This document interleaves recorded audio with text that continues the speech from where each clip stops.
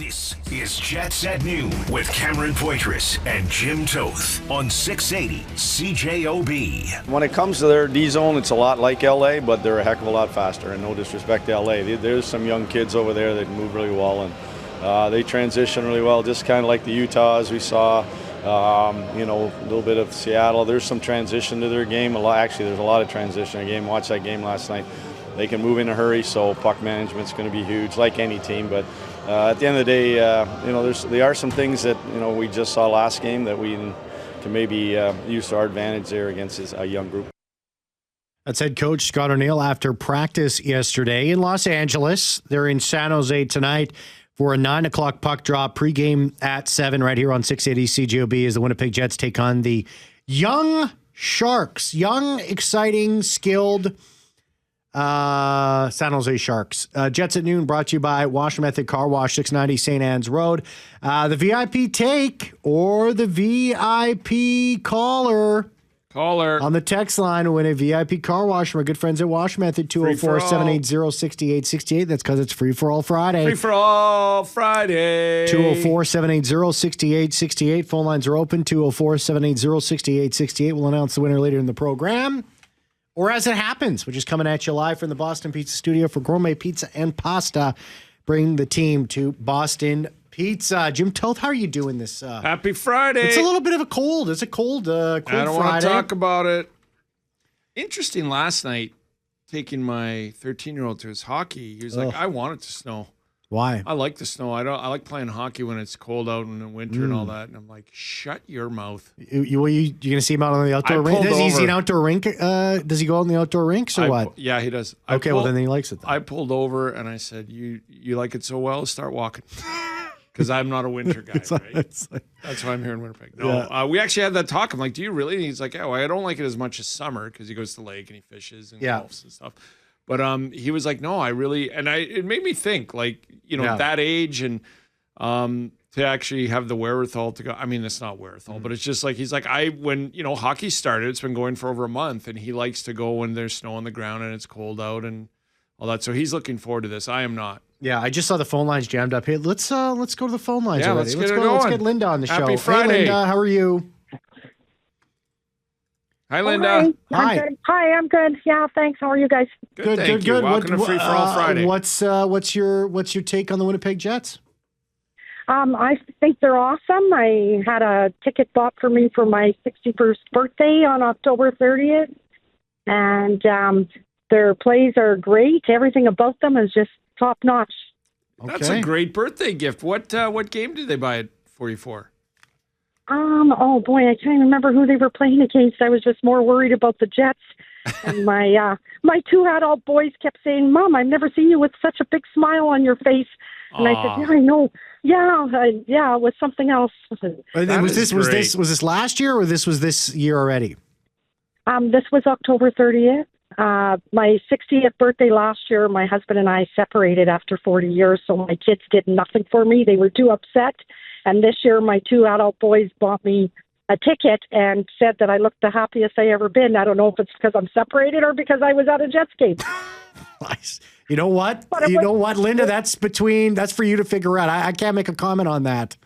No, but it was awesome. The game was awesome. I'm happy you had a good time.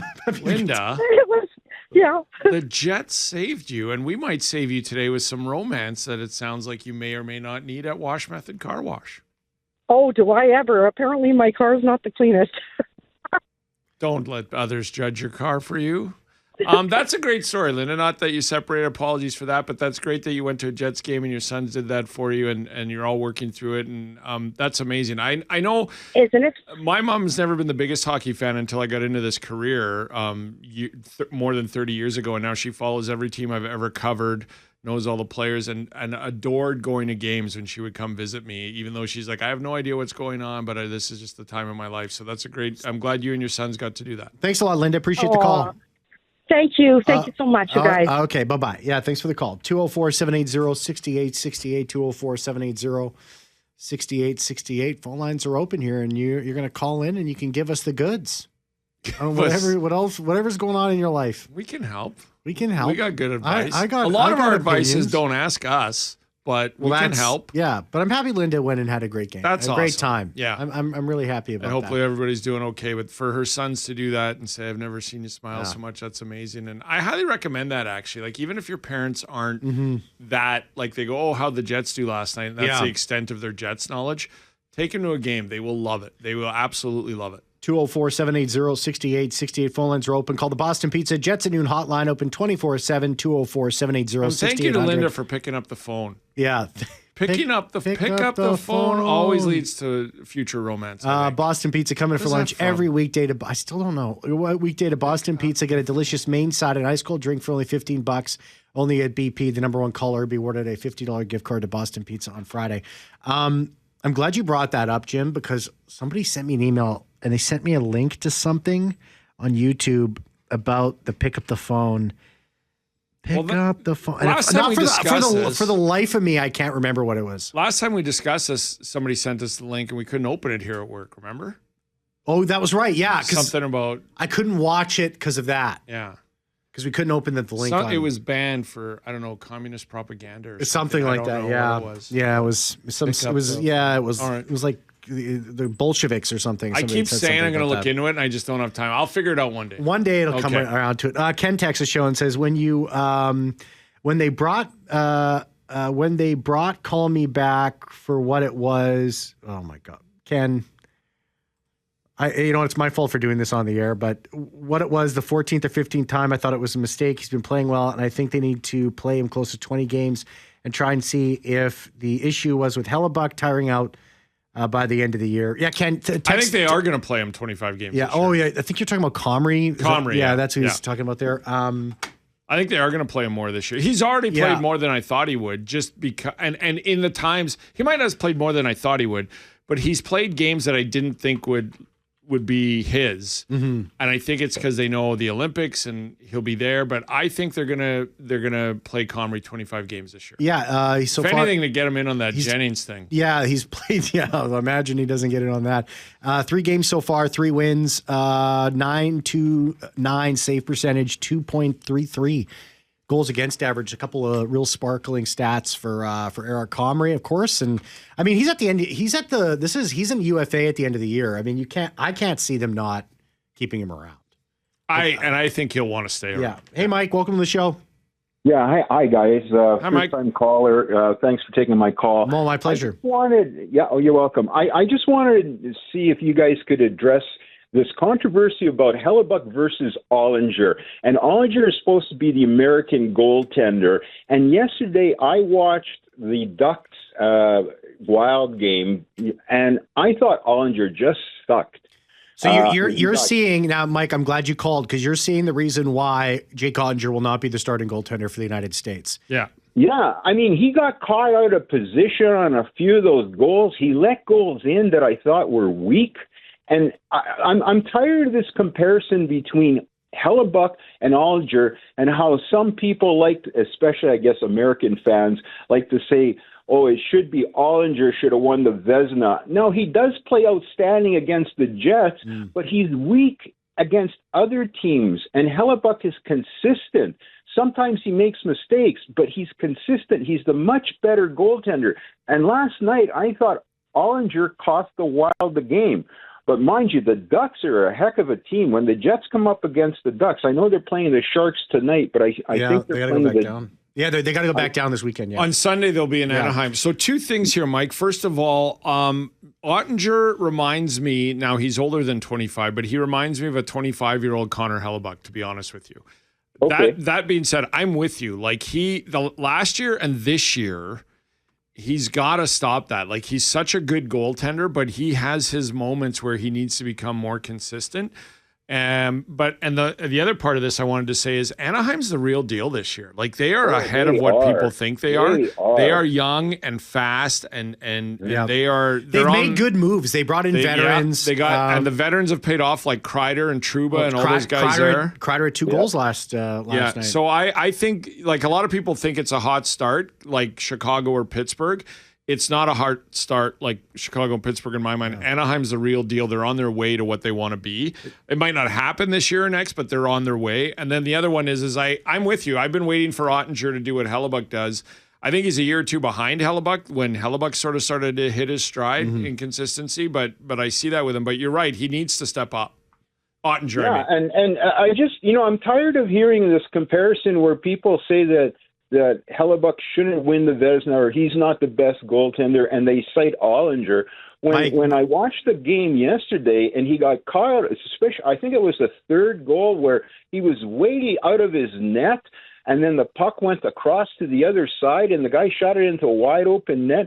Hellebuck would never get caught out of position. Yeah, Mike. Yeah, the thing with Ottinger is he has a tendency to let in those kinds of goals, especially in the third period. He had such trouble in the third period. Like, they were down by 1 going into the third. I don't know how many games he's won the last 2 years where they're up 4-1, 5-2, and they just win by a goal. Mike, and also, and if anybody says that about Ottinger, they're wrong. So you can just go about your day and just be like, that guy's wrong. He doesn't know what he's talking about.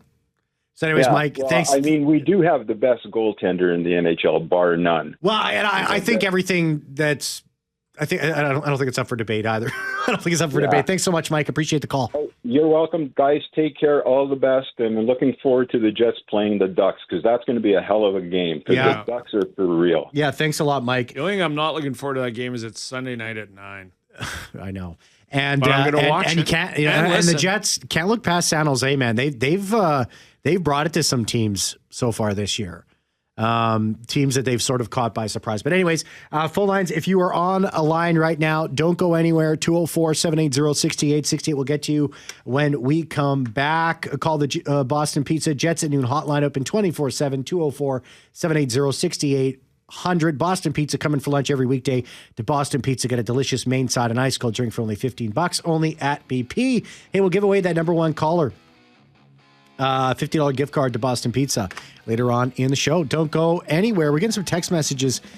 Pick up the phone, a commercial for a chat line that you call in and meet people. I don't know about that.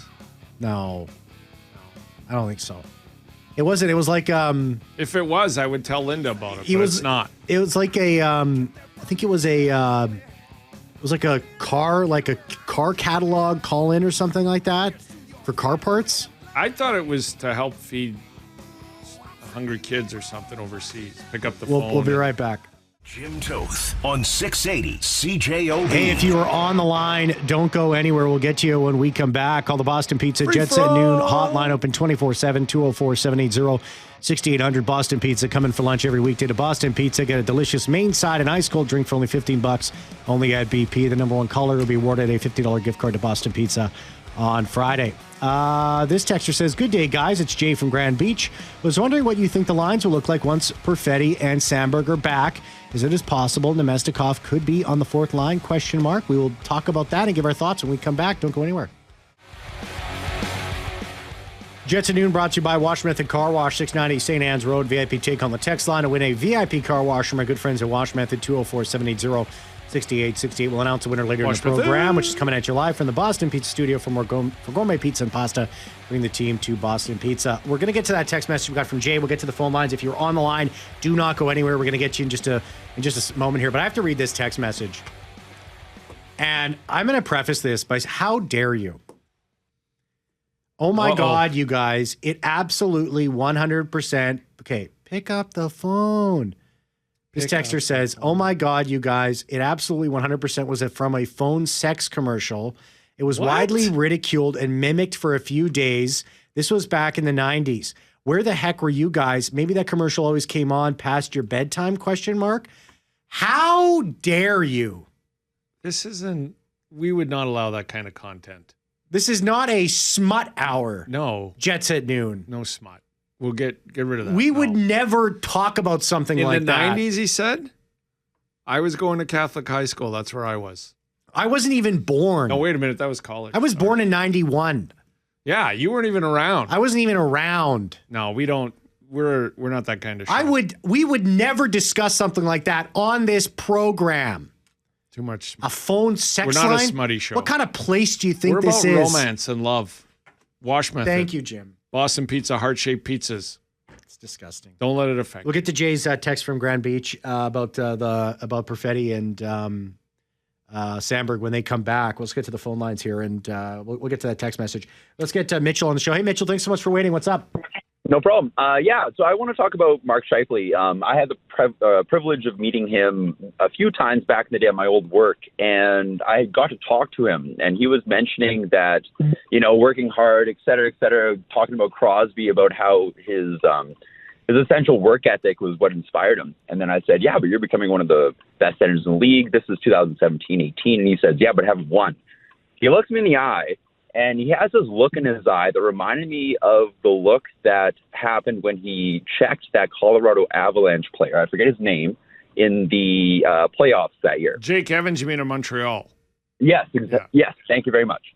Anyway, so I have a feeling that Scheifele these days, like, he's grown past that. Like, he kind of gave me a really intense look, and I thought, oh, this guy's, he can do anything. But he has that dog in him. He has that ability to kind of he does. Take over a play, and it's sort of like you look at Brad Marchand, some players on the Florida Panthers. He's got sort of that energy. And I'm thinking that, like, based on the fact that how he's growing, he's able to kind of channel that and, like, taming the dragon sort of thing. Like, I've been seeing him this year just absolutely dominate. And I feel like he's grown enough that he can channel that I've got that dog feeling into a position of actual productivity and leadership. And that's kind of what I wanted to say. Well, I remember Dylan Sandberg when he was participating in the Manitoba Open. Remember, and you had a conversation with him, Jim, after when he came by and he was participating. We were down there live and talked about Mark Scheifele the year before. When he was participating in the Manitoba Open, he didn't want to talk to anybody. He was 100% laser focused. Mark was supposed to tee off at like 2:20. And we asked for him to join us at Jets at noon. Like, he was getting the course around and through the communication department, they said, yeah, sure. And then about 10 minutes before he was supposed to come on, we got the text that said, sorry, guys, Mark really appreciates it, but he wants to focus on getting ready for his round, which was 2 hours that he'd shown up to just work and participate on that. Whereas Sandberg, I was leaving when Sandberg was in it from the golf course and walked past him. I'm like, oh, hey, Dylan, Jim Toth, CJOB, just wanted to thank you for all the times you come on. And, we'd love to get you on after you're done playing. Didn't want to bother you before the round. And he's like, well, I tee off in 15 minutes if you have time. and I'm like, well, we're off the air now. Sorry. But it's just the difference in how you'd approach. And that's Mark. Mark approaches everything that way.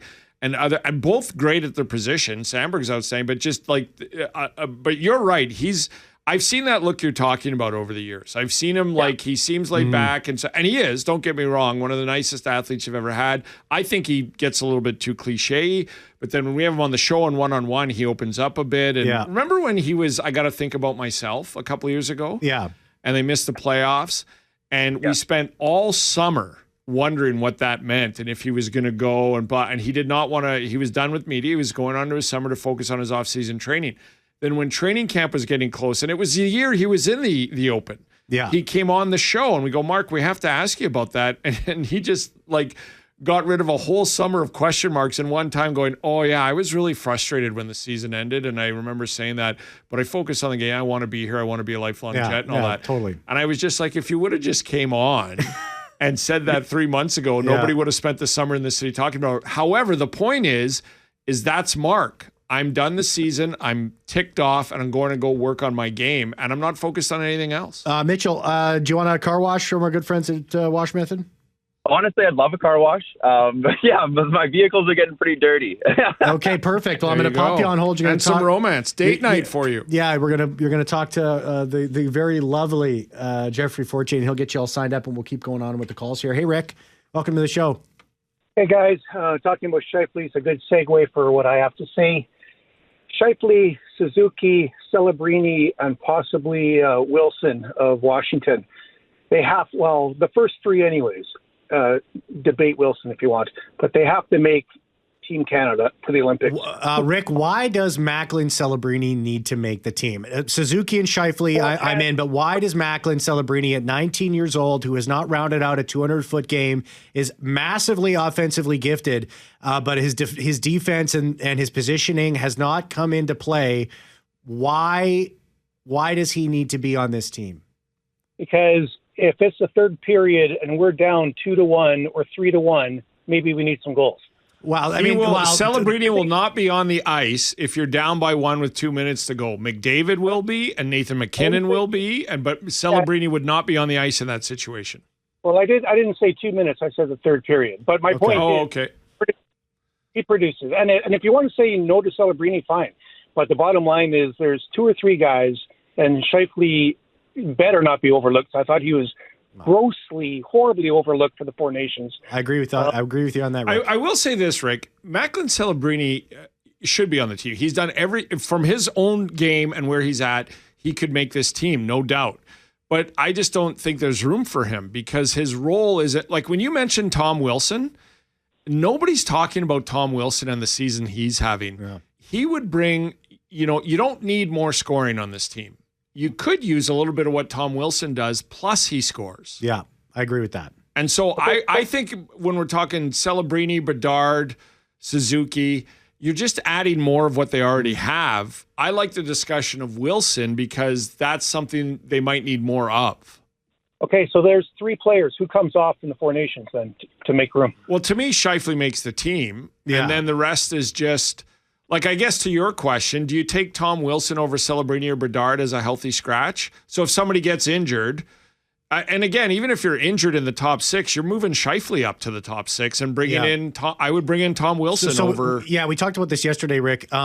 It was about who is sort of the bottom 6 players, right? So Macklin Celebrini, why I think he's not on the team, and listen, he very well might be, but if it was up to me, he might be on the outside looking in, is because you already have enough scoring. And you're going to have nothing but top 6 players on this team, guys that can fit into that role and can score goals. I mean, it's just like you have a glut of those kinds of players. What you need is guys that play a 200-foot game that, if called upon, can move into the top 6. So, like, who is Macklin Celebrini going to come on this team and kill penalties?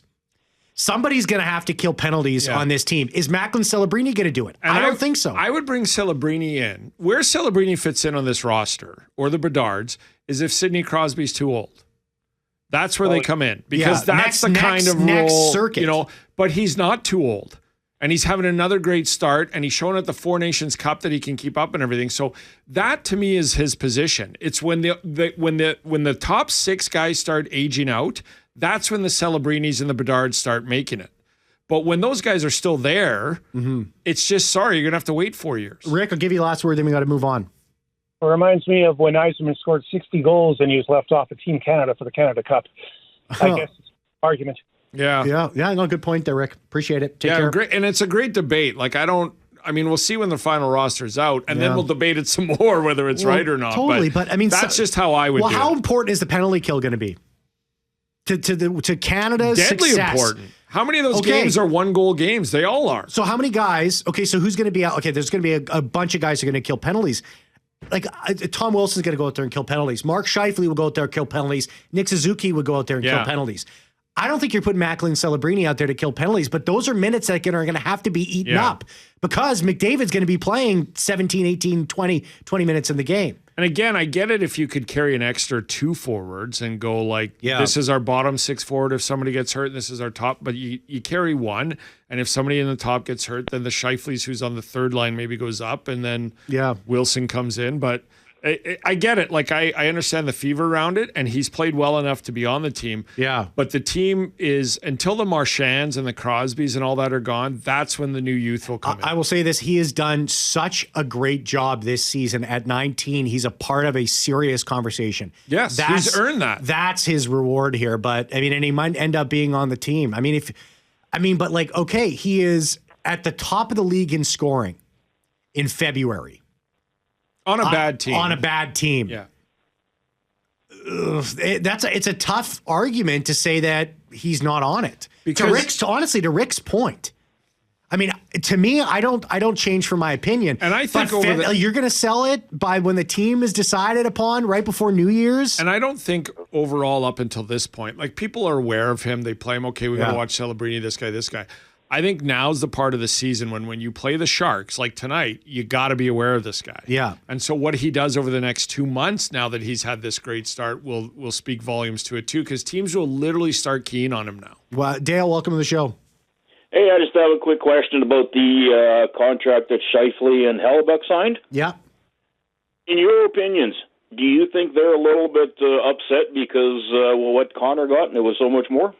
I don't think that they're upset. No, I don't think so. That was a sort of a question that was asked because it's kind of the most obvious question to ask those guys. Well, yeah, that's beyond any pay scale I know, but Yeah. $5 million a year difference, should they have waited an extra year or two and done shorter contracts? Well, they ones, would not have, even if they had gone to free agency, they might have made closer to 10. But they would not have made $12 million. That's what the market dictated. You know what? It's like when you signed you don't know what the future is going to hold. And Kyle Connor, the flat cap might have lasted another 2 years, and Kyle Connor might have got stuck in a sort of a very similar situation as Scheifele and Hellebuck.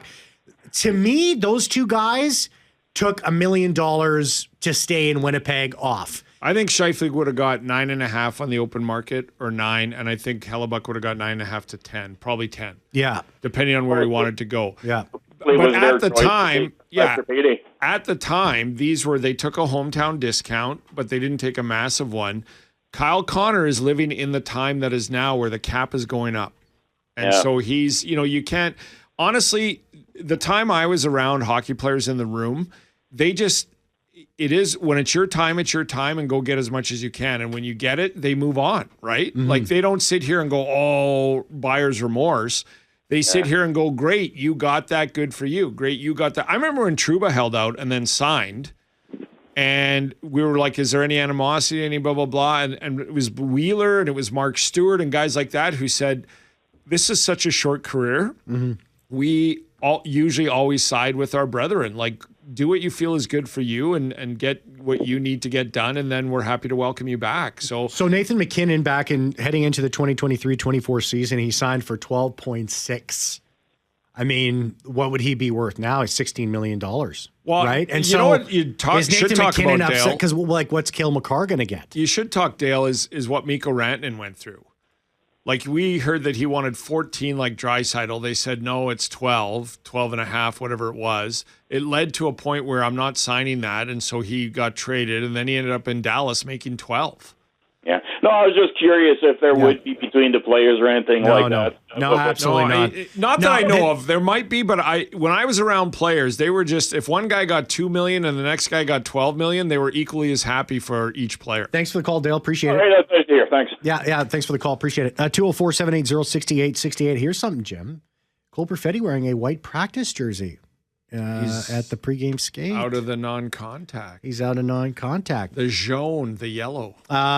Let's go to, so Jay from Grand Beach sent us this text. He was wondering what you think the lines will be once Perfetti and Sandberg are back. Is it possible Nemestikov could be on the fourth line? Yes. Yes, I think so. I think they'll leave Nemestikov up there and put Perfetti there with Taves. But I like what Iafallo's done, and it's probably normally that Iafallo will go to the fourth line, but I think Nemestikov could. Because I think Taves' game it just gets better every game, right? Am I wrong on that? No, I just right. see him literally getting better and better and more in, suited to what we've seen from him in the past as each game goes by. And Iafallo has fitting right in with that. But Perfetti's a right winger, Iafallo's a right winger. But there is a chance that Nemestikov moves down for sure. Yeah. And I think you'll see that if that line doesn't click in a couple of games, that they move some things around again. But I do think that Iafallo goes down to the fourth. Lambert comes out of the lineup. I mean, they're missing Morgan Barron right now too, right? Mm-hmm. So and Nyquist. And Nyquist, yeah. So we'll see what happens. 204-780-6868. Let's take a break. Let's come back on the other side. Hey, who is the winning caller that's going to win that $50 gift card from Boston Pizza? Pick up the phone. I cannot believe. But it was sung, right? It was pick up the phone. This texter says, no, I'm not. You know what? I'm not getting into this. A bunch of people saying it was a phone sex line. No. Stop. Come on. Not on smut. I'll say this, Jim. Jets at noon. Not on this show. Not on this show. My mom listens. On this show. We'll be right back. CJOB. Hello, my name's Jeff Gossman. I just wanted to mention that they unveiled that the Winnipeg Victoria's mural. I just wanted to say that when I was a kid, one of the members of that table was of that hockey team in 1896 was Tote Campbell. I knew his father, his son rather, was a very good friend of my father's. They were war buddies, and I knew Tote quite well, met him many times, and he used to always disparage the hockey players today because, of course, they played with the same guys on the ice all the time. And but I just wanted to say that, I knew Mr. Campbell really well, and the 1896 Vicks were the first Winnipeg team to ever win the Stanley Cup, so I thought it was worth mentioning to you guys. Thanks a lot. Have a great day. Bye. Thanks for that call, Jeff. That's a great little story. Great call. It's a great mural. We look at it outside our window. Oh, it's gorgeous. Fantastic. It's absolutely gorgeous. But imagine playing 60 minutes. No. That's like disparaging the players because they there get was off the seven ice guys now. on a team back then. Right? Yeah, yeah. And you'd always play with the same guy. And you would play the whole game. Yeah. Well, you want to know why they stopped that? Because it was crazy. No, it's because Winnipeg is winning too many cups. Yeah. So they started breaking it up. So they said, no, you can't have those same players out there. You imagine playing 60 minutes straight.